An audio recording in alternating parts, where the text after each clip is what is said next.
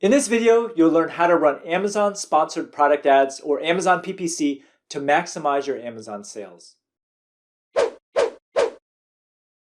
If you enjoyed this video, don't forget to hit the subscribe button and be sure to hit the bell button to be notified when new videos come out. Now, ever since Amazon banned incentivized reviews, running profitable Amazon advertising and Amazon sponsored product ads has become a required skill. So in this video, I've compared notes with other 6, 7, and 8-figure Amazon sellers to teach you how to optimally set up and run your Amazon sponsored ad campaigns, how to bid on your search terms to maximize exposure and profits, and how to find profitable keywords to boost your sales. Now, before implementing the steps in this tutorial, you should make sure that you have a high-quality Amazon product listing with rich images, bullet points, and product descriptions. If you have any doubts regarding the caliber of your product listing, then please watch the last video. All right, so what is Amazon sponsored product ads? Well, Amazon sponsored product ads is the most popular variant of Amazon PPC and will form the backbone of your overall Amazon advertising strategy. Amazon sponsored product ads help customers find and buy your products with ads that appear in the Amazon search results and on Amazon product pages. And right now, Amazon sponsored product ads are only available to professional sellers. In addition, your products must be listed in one or more eligible categories and own the buy box in order to advertise.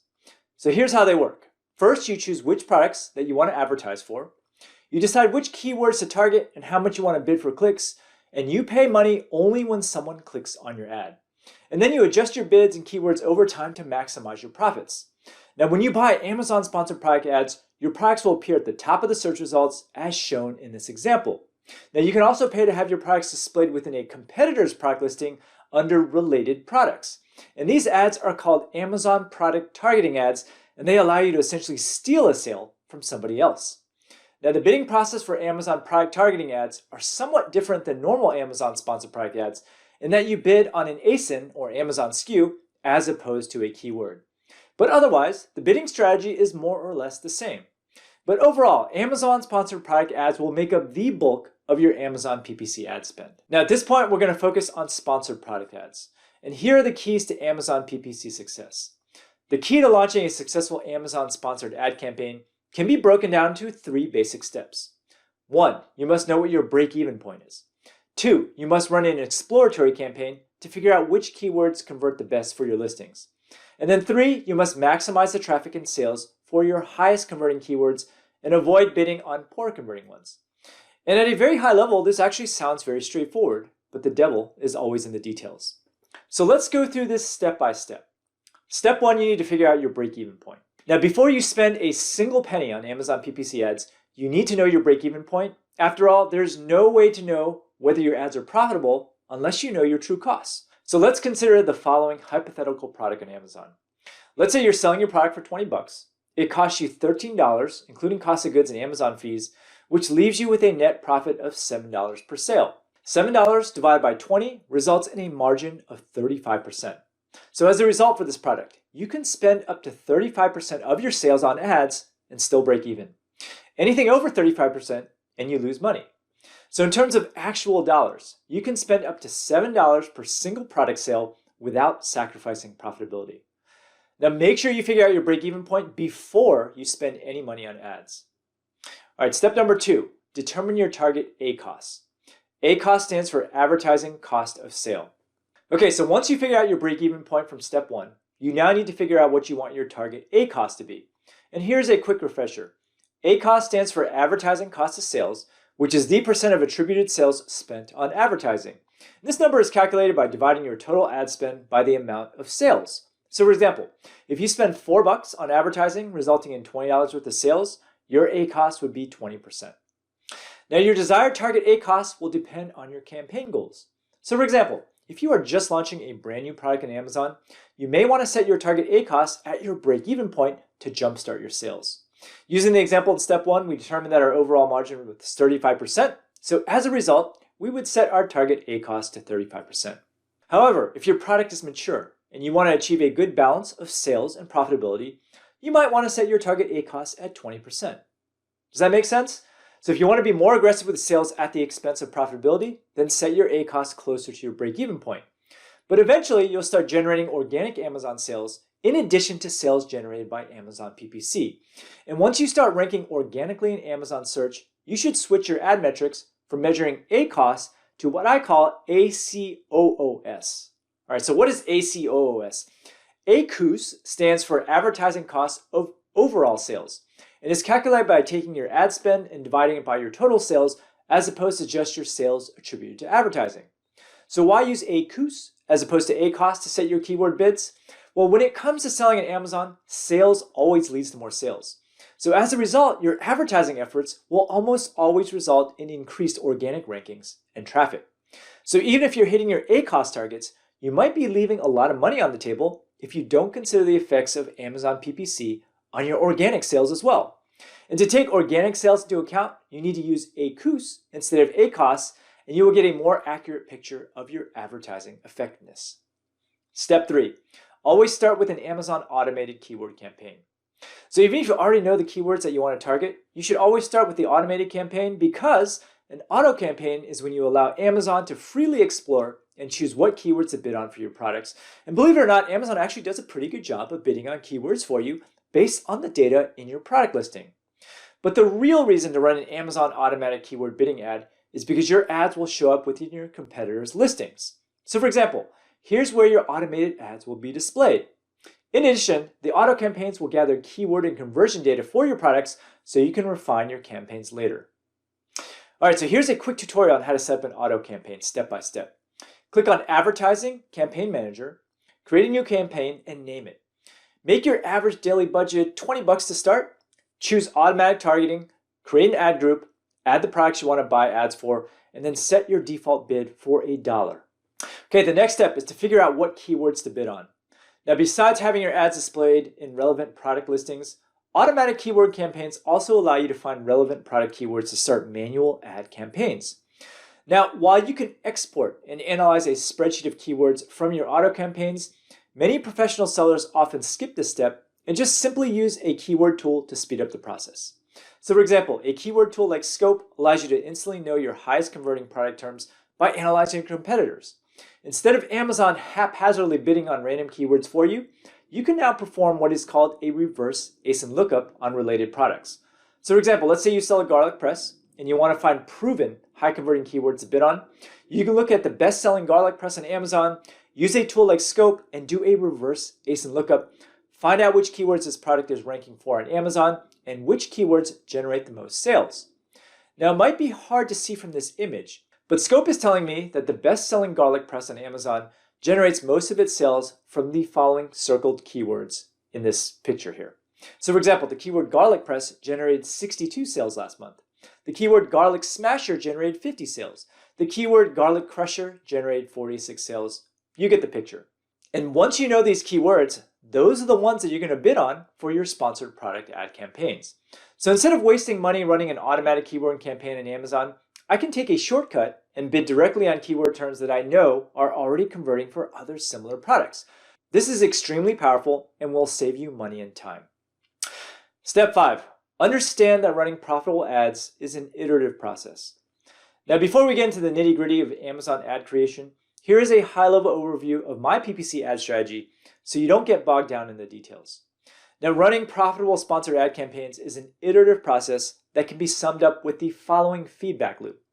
1, you want to start with broad match keyword campaigns based on keywords found in Scope or whatever keyword tool you want to use.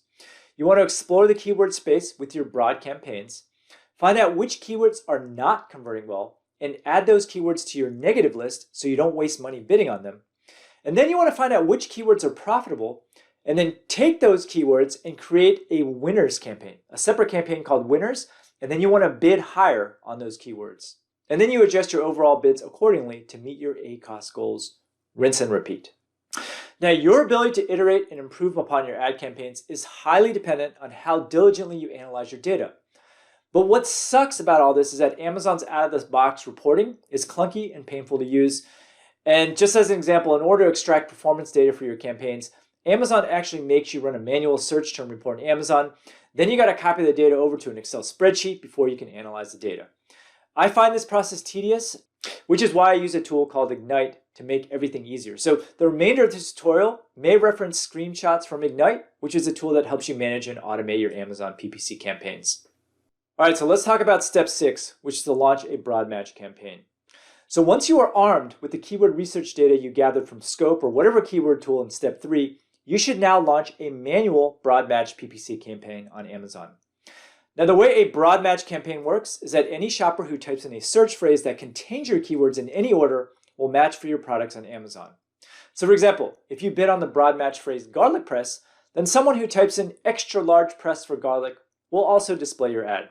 And the purpose of starting with a broad match campaign is to use existing high converting keywords as a base to gather keyword and conversion data for your products. Once again, using the garlic press example, I would launch a manual broad match campaign with the following keywords: garlic press, garlic smasher, garlic crusher, ginger press, garlic peeler, garlic masher, and garlic cutter. Those are the keywords that the tool told me to use. Now, there are a couple of important things to note here. Even though Scope often spits out over 500 keywords, you should focus your bids on the highest converting keyword phrases. You also need to be careful and avoid bidding on overlapping keywords. You'll notice that I'm bidding on garlic press and not large garlic press, because the broad match keyword garlic press already covers large garlic presses. Okay, step 7, add poor performing keywords as negatives. Now, the remainder of this tutorial will reference actual data from one of my own Amazon PPC campaigns. Okay, and so first off, here's what my broad match campaign looks like for one of my products. And for this campaign, my target ACoS is 20%, which means that I'm willing to spend up to 20% of my revenues on advertising. Now, before you look at the search term data for the first time, you should let your campaign run for at least 2 weeks. And in terms of bidding, if you don't know how much to bid, then just start with $1 and then adjust accordingly. But once you have a few weeks worth of data under your belt, you can then open up Ignite and check out how your keywords are performing. And the first thing that I do is click on the Filters tab and select the following parameters: keywords that have had 5 clicks or more, and keywords with a low conversion rate. Now, in this example, the keywords teal linen napkins and purple linen napkins are not converting at all. Well, guess what? It's because we don't sell teal linen or purple linen napkins. As a result, I set these terms as exact match negative keywords for this campaign, so I don't show ads for those search phrases going forward. The next step, step 8, is to move high converting keywords to a winners campaign. After I've added poor performing keywords as negatives, the next step is to find which keywords are converting well. And once again, I go back to Ignite and create a high converting keyword filter based on the following parameters: keywords with an ACoS of less than 20% and keywords with a conversion rate of greater than 5%. Here are just some very rough guidelines on conversion rates. And remember, this is going to be highly dependent on what you sell, so just take this with a grain of salt. But in general, anything with a greater than 10% conversion rate is doing great. Anything greater than a 5% conversion rate is above average. But if you have less than a 5% conversion rate, your product listing or pricing is either not attractive or there's heavy competition in your niche. Now, in a nutshell, you want to look for keywords that are converting well and have an ACoS less than 20%. And then you should create a separate exact match winners campaign where you bid higher on those search phrases. Now, in the example here, I moved the following keywords over to a separate winners campaign consisting of all exact match search terms where I'm bidding approximately 30% more. Linen napkins, white linen napkins, linen cocktail napkins, linen napkins set at 12, linen dinner napkins, cocktail napkins, linen, white linen cocktail napkins. Now, why should you move your high converting keywords to a separate campaign? Because you know that these keywords are winners, you want to bid higher on these terms to get a larger percentage of the searches. And for my winners, I typically bid 25 to 50% higher as long as my ACoS falls within my target range of 20%. And the upshot is that your ACoS will suffer a little bit with a higher bid, but you will get a much higher impression count and more sales as a result. Now, the final step is step 9, which is to check your broad match campaigns regularly for new winning keywords. Remember, optimizing your Amazon PPC campaigns is an iterative process, and you need to check on your campaigns regularly. Remember, you want to make low converting keywords negative and move high converting keywords to your winners campaign. And if you're launching a brand new campaign, you should check on it once per week in the beginning. But once things reach steady state, you can dial it down to once or twice per month to check your target ACoS. And once again, for reference, my target ACoS is 20%, but yours might be different. Now, one thing that's nice about Ignite is that the tool gives you campaign suggestions that help you reach your ACoS goals. For example, here are some suggestions that Ignite gave me that I updated with a single click.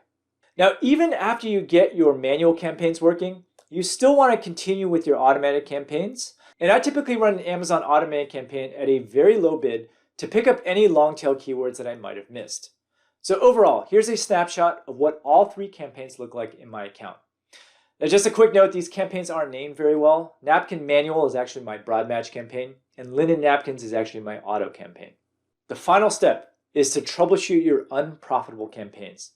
Now, even if you followed all the steps in this tutorial and you are still not profitable, then you got to take a harder look at both your Amazon listing and your numbers. For example, here are some guidelines for your click-through rate, assuming you've gotten at least 1,000 impressions. Once again, these are just guidelines, so take them with a grain of salt. If your click-through rate is greater than 0.5%, your ad and product combo is relevant. Anything greater than 0.2% and you are above average. But anything less than 0.2%, there's some disconnect between your ad and your product. And if you find that your CTR is over 0.5%, but your conversion rate is less than 5%, it probably means that there might be something wrong with your listing or you've chosen a really competitive niche. Take a look at your Amazon listing closely. Are your bullet points optimized? How are your images? How do you compare to your competitors? Are you priced too high? Bottom line, if you're getting a high CTR with low conversions, then your listing and or product is likely the problem and not your ads. However, if you find that your conversion rate is solid, but your ACoS is high, then you can simply reduce your bid accordingly until you reach your ACoS goals. Now, running profitable Amazon ads requires practice to troubleshoot, so you're going to have to be patient. Hope you enjoyed this video. Now, if you like what you saw, there's actually a lot more where that came from if you subscribe to my channel below. And if you are interested in learning how to sell physical products online, then click over here and take my free 6-day mini course where I'll walk you through everything that you need to know to get started in e-commerce. Thanks for watching.